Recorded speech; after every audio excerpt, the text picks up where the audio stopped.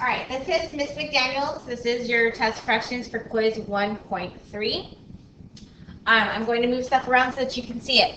So, your answers for 1.3, let me get to the key in 1 second. I see. All right, your key. So, your answer key is right here. Okay, that's for 1.3. Here's your answer choices. Okay, so go ahead and pause it, look at it there, and so on. So let's go ahead and get into your quiz corrections. So it says number 1, the Earth is about 150 million kilometers from the sun. How is the number written in scientific notation? So we know this is a big number, and we know it's larger than 1, so that means my exponent is going to be positive. So I know it's definitely not B or D. So again, I'm going to start from behind, and I'm going to move it. I want to stop it right between the 1 and the 5. So now we're going to count. That's 1, 2, 3, 4, 5, 6, 7, 8. So you should have 1.5 times 10 to the power of 8. C. Number 2. The Venn diagram correctly describes relationship between set N and set W. N are natural numbers, and W are whole numbers. So remember in our plot, we had, it starts with natural, and then it goes to whole. So looking, oh, where'd it go? Let me go get it. Who knows what happened to it? Okay, so then therefore, the best answer choice that matches my picture is going to be B. It's going to be B. Okay, let's go to number 3. Which point on the number line represents the location of the square root of 173? So when we put it in our calculator, you get a decimal of 13.15. So the only one that's a little bit more than 13 is point N. So you should have got B.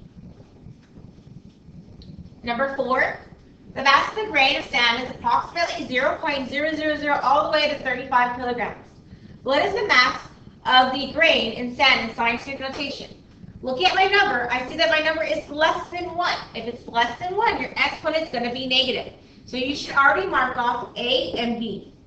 And again, I want it to be a number, and then a decimal. So I'm going to plant my decimal between the 3 and the 5. Since there is a decimal, I start there and I count. 1, 2, 3, 4, 5, 6, 7, 8, 9, 10. So my answer would be D, 3.5 times 10 to the power of negative 10. All right, let's look at number 6. Oh, number 5. Ooh, I barely even saw number 5 right there. Okay, convert negative 4 3/10 into a decimal. Okay, so remember when you put in your calculator, you're not going to put the negative. So you're just going to put 43 plus control divide 3 over 10. Control enter, and you get 43.3. Or you could have just did 3 divided by 10 and would have got 0.3 and then add the whole number back. So it's negative 43.3 C. Number 6. Which value best represents the point M shown on the number line? So we're looking at M. So that means we need to go through all of those and convert them. So we're going to start with A. Square root of 364.81. I get 19.1. So this is 19.1. That's definitely not it. Because we want to know point M right here. So let's try B. The control square root. You get 380.25. Enter. You get 19.5. Again, that's not it. C. You got square root of 327.61. You get 18.1.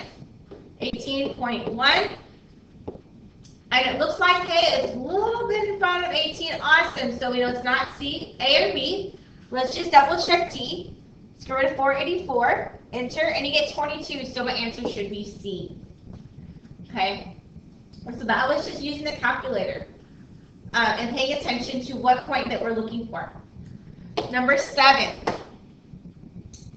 It says figure 1 is similar to figure 2. Which proportion must be true? So let's go through it. So it says SA over SM.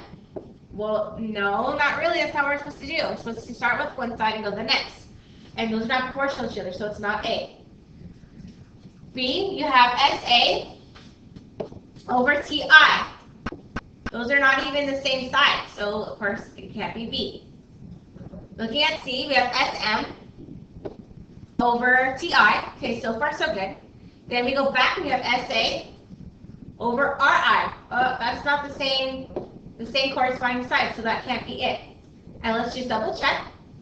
We have TI over RT, TR, and then we have SM over SA. Okay, so I know that our proportions started with the same figure twice. Okay, I see that. Normally we wouldn't do that, but I guess in this one they have it that way. But so we're going to look at it horizontal. So it says RT equals SM. So we have, TI. So TI equals SM. That's true. Then we have TR equals SA. That's also true. Okay, so our answer would be D on this one. So that one was a little tricky. And again, they wrote it a little bit different. But yeah, it's a little tricky.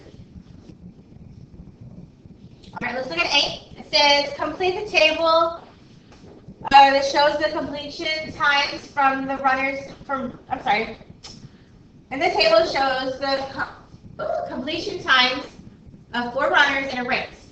The list shows the runners in order by their completion from fastest to slowest. So that means if I'm faster, I'm going to have a smaller number.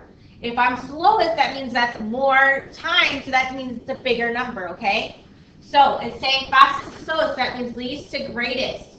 So looking at it, I have 15 and 2/5. So it's 15 plus control divide 2/5. Control enter, I get 15.4.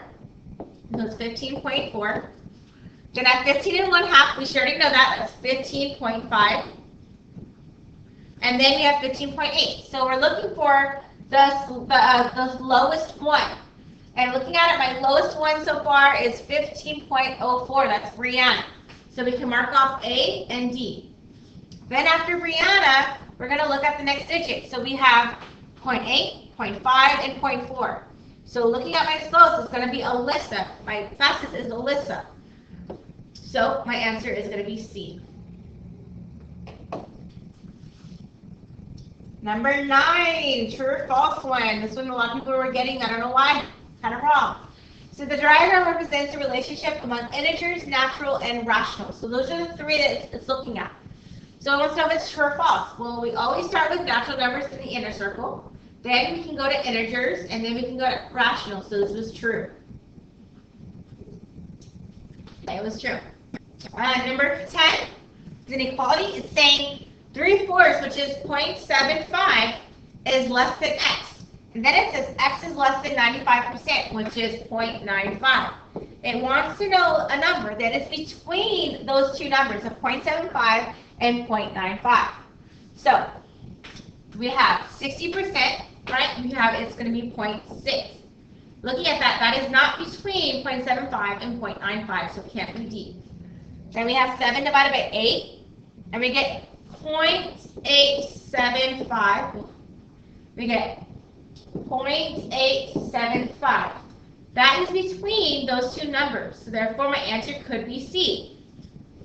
Let's just try it. The next one is 3 divided by 5, and you get 0.6. 0.6 is not between 0.75 and 0.95. And the last one is the square root of 0.04, which we get 0.2. And again, that's outside of what I want it to be, so my answer is C. 11.